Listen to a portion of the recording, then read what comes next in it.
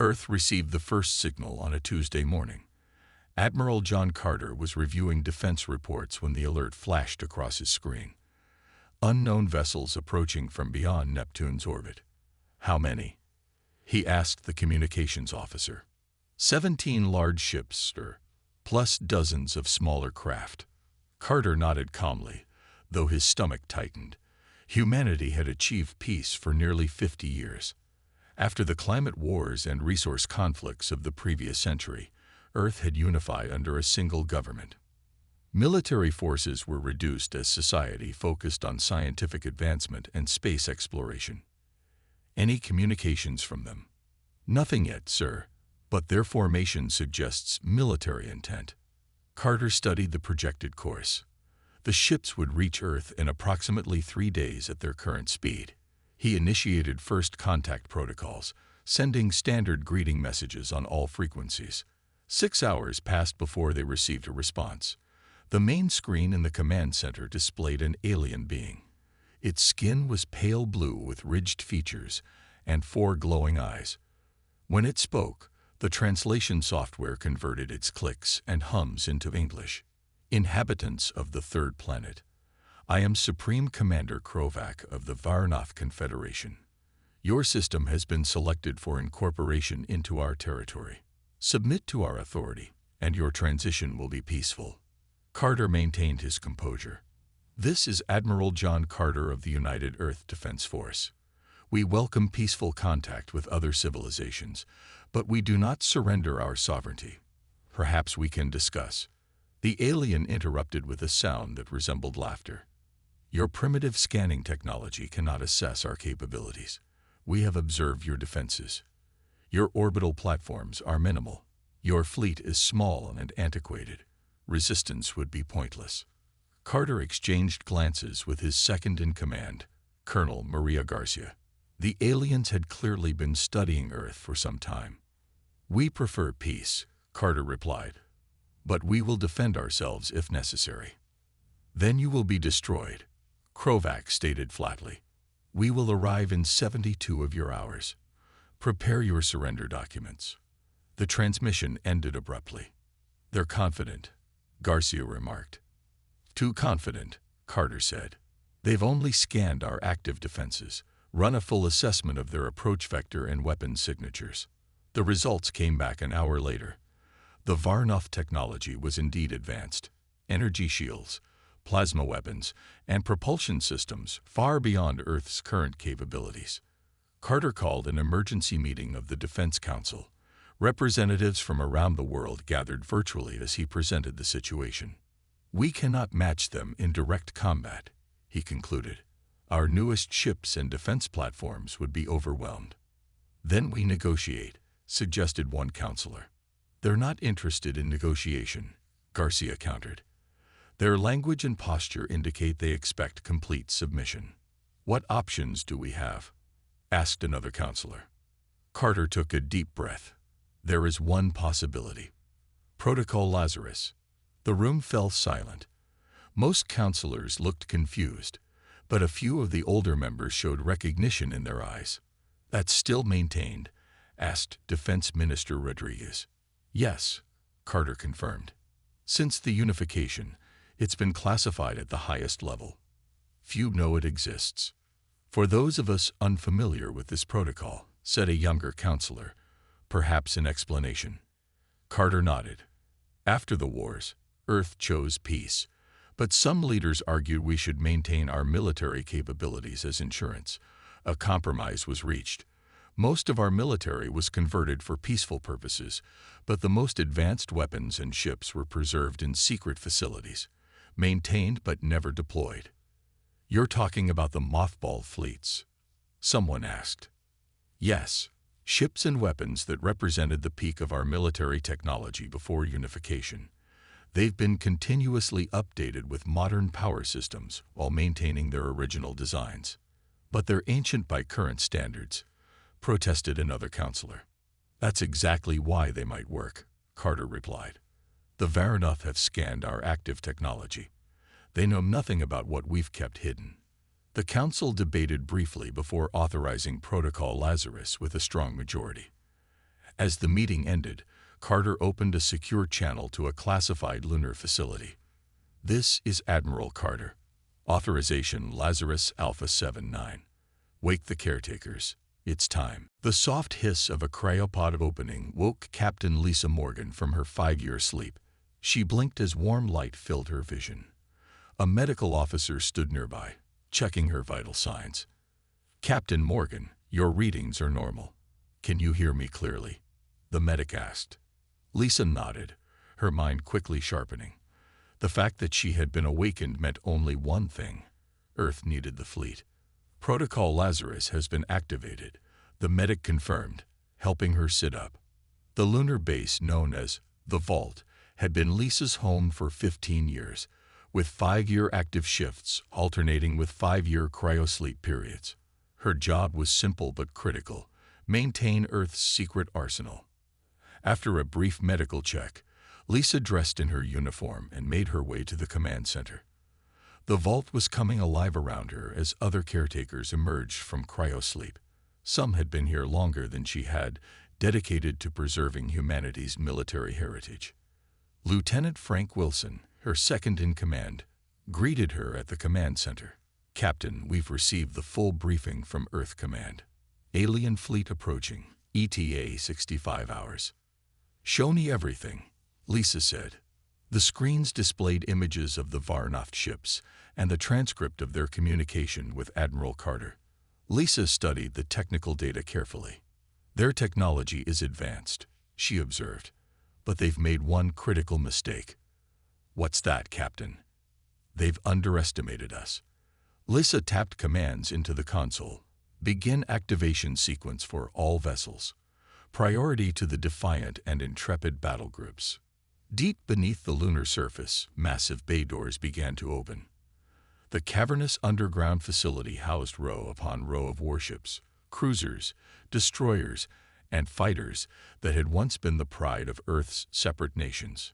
Lisa took a transport to the main hangar. The sight still impressed her even after all these years.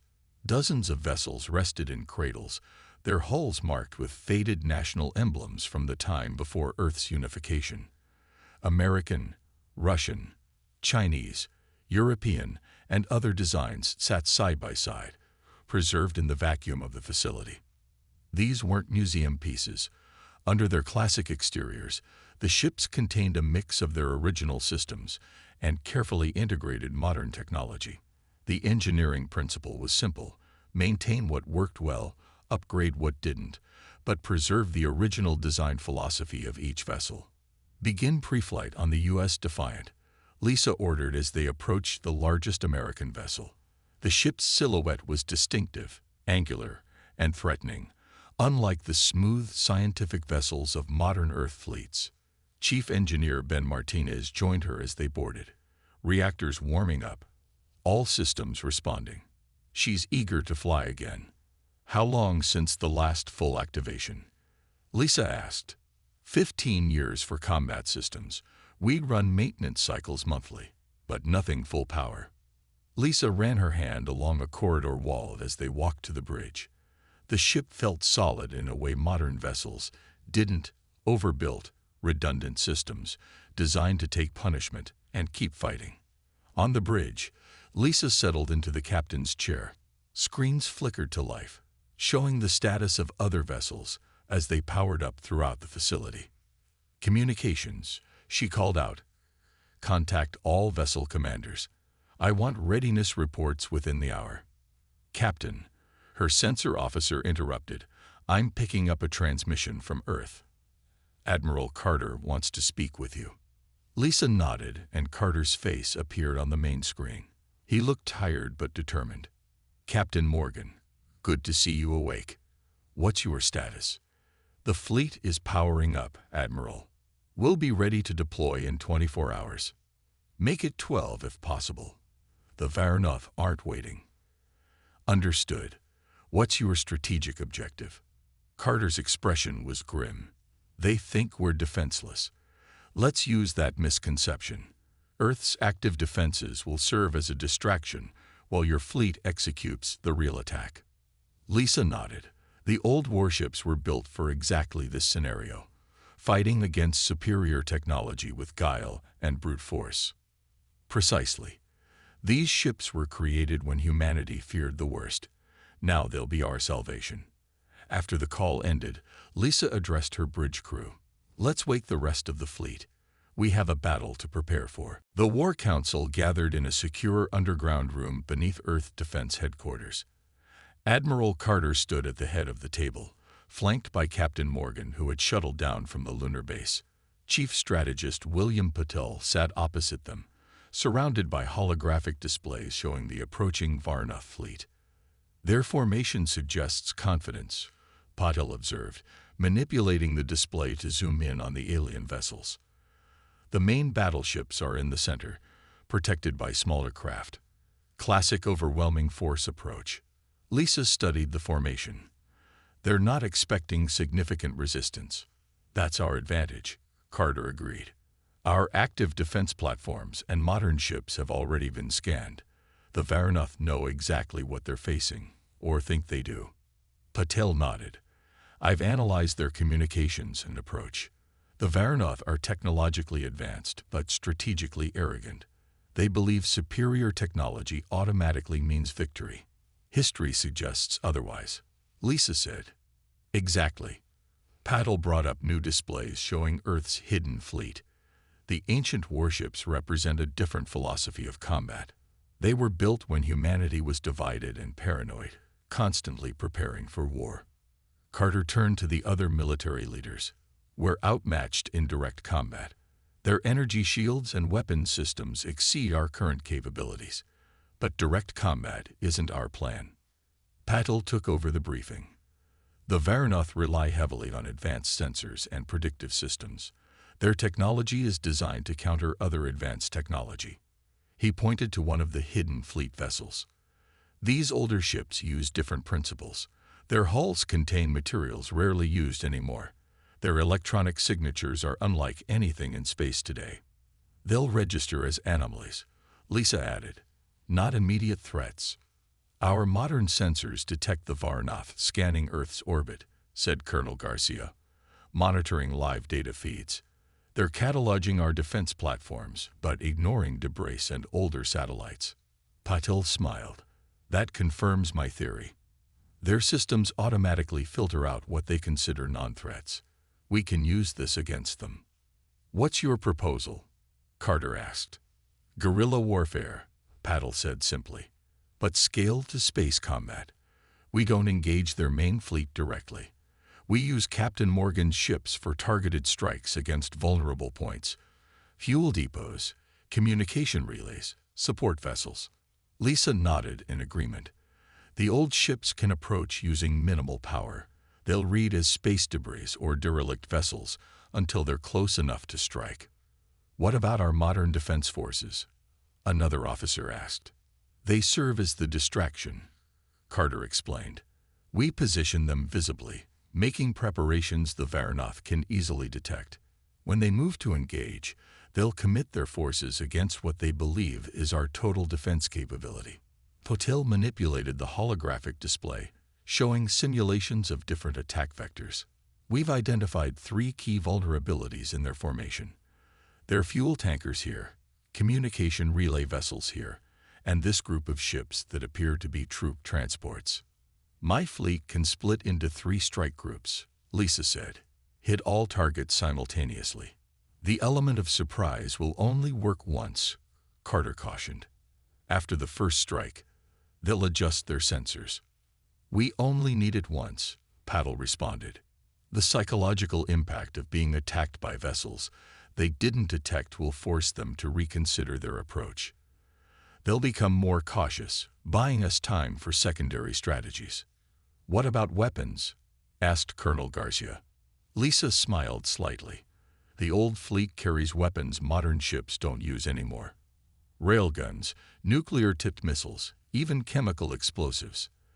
Their shields are calibrated against energy weapons, not kinetic impacts. We've run simulations, Patel added. Their shield technology likely evolved to counter directed energy. Physical projectiles at high velocity might penetrate where plasma weapons would fail. Carter looked around the table. This strategy carries risk, but it's our best option. Captain Morgan, prepare your strike teams. Colonel Garcia, our modern fleet will begin visible defense preparations to draw their attention. And if this doesn't work, someone asked. Carter's expression remained determined. Then we fight with everything we have. Humanity didn't come this far to surrender to the first aliens who demanded. The Varnoth fleet slowed as it passed Mars orbit. Supreme Leader Krovac stood on the command deck of his flagship. 4 eyes narrowed as he studied the display showing Earth's defenses. Pitiful, he remarked to his subordinates. Their orbital platforms are minimal. They have perhaps 20 modern vessels capable of space combat. His second-in-command, Sub-Commander Vexnar, nodded in agreement. Our scans show they've mobilized these forces and appear to be preparing defensive positions around their planet. Send another message, Krovac ordered. Remind them that resistance is pointless. Perhaps they will reconsider surrender. The message was transmitted, and Admiral Carter's response came quickly. We decline your offer, Carter's image stated firmly. Earth remains free. Krovac made a dismissive gesture. As expected, proceed with the attack plan. Target their communication satellites first, then their defense platforms. The Earthers will lose their resolve once they are isolated and vulnerable. Meanwhile, Captain Lisa Morgan's squadron moved silently through space. 3 groups of 5 ships each approached from different vectors, running on minimal power. Their aged hulls had been coated with radiation-absorbing materials, making them nearly invisible against the background of space. Lisa sat in the command chair of the U.S. Defiant, watching her tactical display. All ships maintain communication silence. Proceed to designated coordinates. Her squadron was targeting the Varnoth fuel and supply vessels that trailed behind the main fleet. 2 other squadrons were approaching the alien communication ships and troop transports.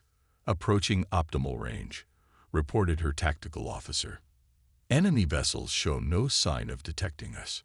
Prepare all weapons, Lisa ordered. On my mark, all ships power up simultaneously and execute firing protocols. The ancient warships carried weapons rarely used in modern spaceflight. Railguns loaded with tungsten rods, nuclear-tipped missiles designed to detonate in proximity to enemy shields. Electronic warfare systems that were crude by modern standards but unfamiliar to alien defenses. Mark, Lisa said calmly. The U.S. Defiant surged to life, power flowing through systems that had waited decades for this moment. 4 other ships in her squadron did the same. Their targets, 3 large fuel tankers and their escorts, suddenly registered the threat, but too late. Railguns fired, accelerating metal projectiles to incredible speeds. The tungsten rods struck the first tanker before its shields could fully activate. Explosive decompression tore through the vessel as the high-velocity projectiles punched clean through its hull. Direct hits on primary target, reported the tactical officer. Secondary targets are raising shields. Launch missiles, Lisa ordered. Nuclear missiles streaked toward the remaining tankers. The Varnoth raised energy shields, but the weapons detonated just outside the barrier. The electromagnetic pulse disrupted their shield generators, allowing follow-up railgun attacks to penetrate. Across space, similar scenes played out as the other squadrons struck their targets. The Varnoth communication vessels erupted in flame as nuclear detonations overloaded their systems. The troop transports scrambled to defend themselves against attacks coming from vessels their sensors had dismissed as space debris. On his flagship, Krovac received frantic reports. Supreme Leader, we're under attack from multiple vectors. Impossible, Krovac snapped. Where did they come from? Why didn't we detect them? Unknown vessels, sir, Vexnar replied, confusion evident in his voice. They appeared suddenly, already within our defensive perimeter. Our systems registered them as non-military debris until they powered up. Show me, Krovac demanded. The display shifted to show one of the attacking Earth vessels. Its design was angular, primitive-looking, compared to the sleek Varnoth ships. Yet it moved with precision, firing weapons that tore through Varnoth defenses. "What are those weapons?" Krovac demanded as he watched a Varnoth support ship split apart from a direct hit. "Kinetic projectiles," Vexnar replied, astonishment in his voice. "Physical ammunition. And nuclear detonations. Technology no advanced civilization has used in centuries." "Recall our advance forces," Krovac ordered. "Protect the fleet core. Find those ships and destroy them." But Lisa's squadrons had already completed their attacks. As quickly as they had appeared, the Earth vessels vanished again, powering down and changing course to blend back into the background radiation of space. The first battle had been won. Engineer Sam Rodriguez wiped sweat from his forehead as he worked deep inside the U.S. Intrepid's weapon systems. Around him, teams of technicians rushed to modify the ancient warships based on data from the first engagement. "Pass me the quantum stabilizer," he called to his assistant. The young woman handed him a modern device that would enhance the targeting systems of the ship's outdated railguns. "Time?" Sam asked without looking up. 6 hours until the next attack window," she replied. "Fleets scheduled to deploy in 4. Sam nodded and continued working. The success of the first strike had validated their strategy, but the Varnoth would be prepared next time. The element of surprise was gone. But the old ships had another advantage. They were surprisingly adaptable.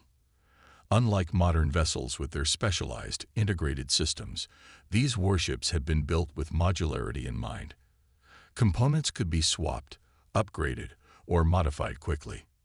These old birds were built smart, Sam muttered as he connected the new targeting system, designed to be fixed in the field with whatever was available. In the Lunar Base Command Center, Captain Morgan reviewed the damage reports from the first engagement. 3 enemy supply vessels destroyed, 2 communication ships disabled, and 1 troop transport heavily damaged. She summarized for Admiral Carter on the secure channel. "We lost 1 ship and had 3 others damaged." "The Varnoth are regrouping," Carter replied. "They've sent scout ships to search the area where your fleet disappeared." Lisa nodded. "Expected. We're implementing Phase 2 modifications now." On his flagship, Supreme Leader Krovac fumed as his officers presented their analysis. "The attacking vessels don't match any in our database," reported his science officer. "Their design appears outdated, possibly centuries old by our standards." "Impossible," Krovac snarled. "No fleet that primitive could damage our ships." "The weapons they used were simple but effective," Vexnar explained. "Physical projectiles accelerated to extreme velocities. Our shields are optimized against energy weapons, not kinetic impacts." "Find their base," Krovac ordered. "They must be launching from somewhere." The Varnoth scout ships spread through the Earth system, scanning for the hidden fleet. One group detected unusual energy signatures from the moon and moved to investigate. Earth's modern defense forces intercepted the transmission. Admiral Carter immediately contacted Captain Morgan. They'd found the lunar base. Prepare for possible attack. Lisa activated the base defenses. When the Varnoth scouts approached, they detected what appeared to be a small research outpost, a convincing decoy built over the real underground facility. The scouts launched a probing attack. Suddenly, defense systems hidden in lunar craters activated. Rail guns and missile batteries that had been disguised as scientific equipment opened fire. 2 scout ships exploded immediately. The third managed to transmit a partial message before it was destroyed. In the war room on Earth, Chief Strategist Patil analyzed the Varnoth response. "They're adjusting their sensors to detect our older ships now," he reported. "But they still don't understand what they're facing." "Explain," Carter requested. "The Varnoth evolved beyond kinetic weapons centuries ago," Patil said. "Our intelligence suggests their entire military doctrine is built around energy weapons and shields. They've forgotten the basics of physical combat." "Like bringing a knife to a gunfight," Colonel Garcia suggested, "except they don't remember what knives are." "Precisely," Patil agreed. "These ships were built when humans were at their most paranoid and militaristic. The Cold War, the resource conflicts. These vessels were designed to survive apocalyptic scenarios. San Rodriguez joined the meeting via hologram from the Intrepid. The modifications are nearly complete, Admiral. We've enhanced the railgun penetration capabilities and improved the nuclear yield on our missiles. What about their adapted sensors? Lisa asked. Sam smiled. We're implementing randomized power signatures.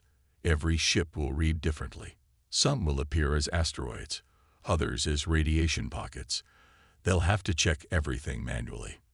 How long will that work? Carter asked. Long enough for the next strike, Sam replied confidently. These old ships are keeping secrets even from me. Whoever designed them built in capabilities that weren't in any official record. Carter nodded. Prepare for Phase 2. The Varnoth are bringing their main fleet into attack position. This time, we'll hit their combat vessels directly. With all respect, Admiral, Lisa cautioned, direct engagement is risky. Risk is all we have, Carter replied grimly. But we have one advantage they don't understand yet. The Varnoth main fleet formed a battle wedge as it approached Earth orbit. Massive battleships led the formation, their weapons systems powering up. Behind Earth's moon, the planet's modern defense fleet assembled. 20 sleek vessels and 40 orbital platforms, all visible to the alien sensors. The humans display their full defensive capability, Krovac observed from his command center. Pathetic. They learned nothing from our first encounter. Supreme Leader, Vexnar cautioned, we should remain alert for their hidden vessels. We've adjusted our sensors to detect their primitive ships. Krovac dismissed the concern. Nothing will surprise us now. On Earth's command center, Admiral Carter watched the approaching fleet. All units in position. Yes, sir, Colonel Garcia confirmed. Modern fleet is in visible defensive formation. Captain Morgan reports all squadrons ready. Carter nodded. Begin Operation Thunderclap. Earth's visible defenses powered up, launching a barrage of energy weapons toward the Varnoth fleet.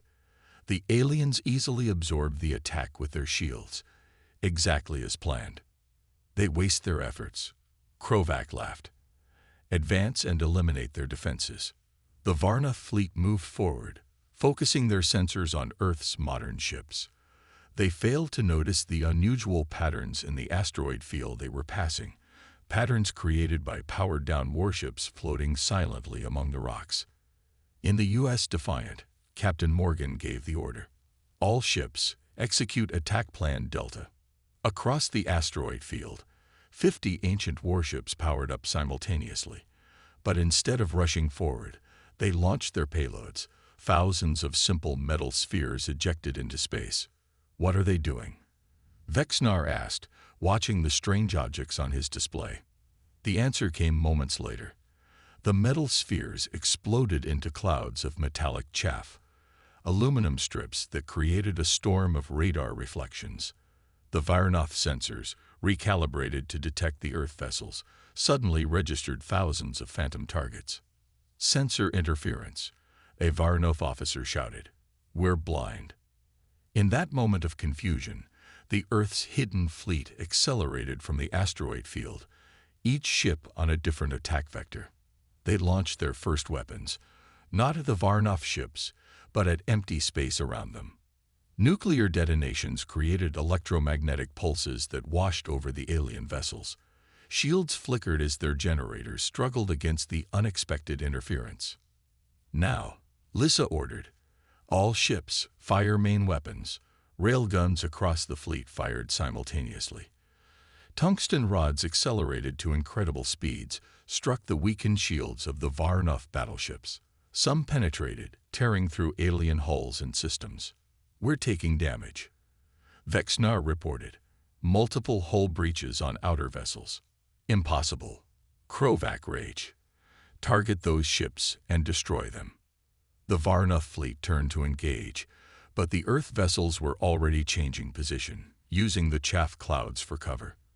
They struck again from different angles, following the precise attack plan developed by Chief Strategist Patel. In Earth's command center, Communications specialist Olivia Wright monitored the Varnoff transmissions. Her team had been studying their language patterns since first contact. "Sir," she called to Admiral Carter, "I'm detecting confusion in their communications. Their command structure is breaking down." "Explain," Carter ordered. "They're arguing about targeting priorities," Olivia reported. "The Supreme Leader wants to continue attacking our modern fleet, but his officers are demanding they focus on the hidden ships." Carter smiled grimly. "Their hierarchy is rigid. They're not used to adapting quickly." On the Varnoff flagship, the disagreement continued. "Supreme Leader, we must redirect our focus," Vexnar insisted. "These primitive vessels are causing significant damage. They cannot withstand our full power," Krovac insisted. "Concentrate all weapons on the Earth orbital platforms. Once their modern defenses fall, these ancient ships will be isolated." As the Varnoff turned their attention back to Earth's visible defenses, Captain Morgan's fleet regrouped for another strike. "All ships, implement Maneuver Cobra," she ordered. "Target their command vessels." The ancient warships split into 3 groups, approaching from different angles. This time, they launched a new weapon, missiles carrying specialized warheads designed to penetrate energy shields. "New projectiles approaching," Vexnar warned. "Unknown configuration." The missiles detonated against the Varnoff shields, but instead of exploding outward, they created focused plasma jets that burned through the energy barriers like blowtorches through paper. The battle turned decisively in Earth's favor when 3 Varnoff battleships exploded in quick succession. The alien formation broke apart as ships tried to escape the relentless attack of Earth's ancient fleet. From his command center, Admiral Carter watched the tactical display with grim satisfaction. "Their flagship is attempting to retreat," Colonel Garcia reported. "Shall we pursue?" "No," Carter decided. "Surround but don't destroy it. Send terms for surrender." The Varnoff flagship, its engines damaged and weapons systems offline, found itself surrounded by Earth vessels. The sleek modern ships of Earth's regular defense force joined the battered warships of Captain Morgan's fleet to form an inescapable perimeter. "Supreme Leader," Vexnar said quietly, "we have no escape route. The humans are hailing us." Krovac stood silently, his 4 eyes fixed on the display showing the Earth ships. The primitive vessels looked worn and battle-scared, yet they had defeated his technologically superior fleet. "Open the channel," he finally ordered. Admiral Carter's image appeared on the Varnoff screen. "Supreme Leader Krovac, your fleet is defeated. We offer terms for your surrender." "You tricked us," Krovac accused. "You hid your true military capability." "We defended ourselves," Carter corrected. "As is our right. Do you accept our terms?" The terms were simple. The Varnoff would withdraw from Earth's solar system, return to their territory, and report that humans were not to be threatened again. Any future contact would be peaceful or met with even stronger resistance. After a brief consultation with his remaining officers, Krovac reluctantly agreed. "Before you depart," Carter added, "I invite you to visit Earth as our guest. Perhaps understanding humans better will prevent future conflicts." Krovac was surprised by the offer but agreed, partly from curiosity, and partly to assess Earth's true capabilities. The next day, a small Varnoff shuttle landed at Earth Defense Headquarters. Krovac, accompanied by Vexnar and 2 guards, was greeted by Admiral Carter and Captain Morgan. After formal introductions, Carter led them to a large hangar where one of the ancient warships, the U.S. Defiant, sat being repaired. "I want you to understand exactly what you faced," Carter explained as they approached the vessel. Krovac studied the ship closely. "This technology is primitive by our standards. Our scans suggested it was centuries old." "It is," Captain Morgan confirmed. "This ship was built over 100 years ago." "Impossible," Vexnar protested. "No vessel this old could defeat our modern fleet." Engineer Sam Rodriguez emerged from an access panel in the ship's hull. "Actually, that's exactly why it worked. You weren't prepared for old-school warfare." Sam led them inside the vessel. showing them the thick armor plating, the railgun systems, the nuclear missile base. Modern ships don't need this kind of protection or firepower. They're built for exploration and science. These were built for war. Krovac ran a hand along the metal bulkhead. Why maintain such vessels when your society chose peace? Admiral Carter's expression grew serious. Because we remember our history. Humans fought countless wars before finally achieving unity. We chose peace, but we never forgot how to fight if necessary. I don't understand, Krovac admitted. If you have such military capability, why hide it? Why not display your strength to deter attackers? Because true strength isn't about intimidation, Carter explained. Earth genuinely wants peaceful relations with other species. We keep these ships as insurance, not as threats. In the command center, Chief Strategist Patel showed the aliens Earth's historical records, the wars, the peace treaties, the gradual unification of humanity. You attacked because you thought we were weak, Patel explained. That was your mistake. Humans learned long ago that appearing non-threatening doesn't mean being defenseless. And these ships, Vexnar asked, will you continue to maintain them now? Of course, Carter nodded. Peace requires both goodwill and readiness. As Krovac prepared to depart Earth, he addressed Admiral Carter one final time. Your species is strange to us. You build machines of war yet prefer peace. You advance technology yet preserve the old. That's humanity, Carter replied simply. We hope for the best but prepare for the worst. The Varnoth fleet departed Earth's system the following day. Within weeks, diplomatic channels opened between Earth and the wider galactic community. Other species had observed the conflict and were reassessing their understanding of humans. In lunar orbit, Captain Lisa Morgan stood on the bridge of the U.S. Defiant, watching Earth rise over the horizon. The ancient fleet had returned to its hidden bases, ready if needed again. 6 months after the Varnoth conflict, Earth had changed. News of the battle spread across the planet, and humanity's perception of its place in the universe shifted dramatically. They were no longer alone, and they were no longer untested. Admiral Carter stood at the window of the newly established Galactic Relations Center, watching ships come and go from the orbital platform above. Some were human vessels, but others belonged to alien species that had established diplomatic ties with Earth following the Varnoth incident. Admiral, they're ready for you, said Colonel Garcia, approaching from behind. Carter nodded and turned away from the window. The meeting room contained representatives from Earth's unified government and military leadership. Captain Lisa Morgan sat near the head of the table, now promoted to fleet commander of Earth's expanded defense forces. The ancient fleet has been fully repaired and upgraded, Lisa reported as Carter took his seat. We've incorporated some of the technology recovered from the Varnoth vessels without compromising the original designs that proved so effective. What about new construction? Asked one of the civilian leaders. We've begun building new ships based on both philosophies, engineer Sam Rodriguez explained, bringing up holographic designs. Modern technology with classical military principles, the best of both worlds. Carter listened as the reports continued. Earth was preparing, not for war, but for a universe that now knew of their existence. What's the status of the Varnoth? Carter asked when the military briefings concluded. Chief Strategist Patel activated a new display. Their confederation has undergone significant changes. Krovac was removed from leadership after their defeat here. The new government has honored our agreement and established regular diplomatic communications. And the other species we've encountered? Carter pressed. Most are cautious but respectful, Patel replied. Word of how we defeated the Varnoth has spread. The story has apparently been enhanced in the telling. Lisa smiled slightly.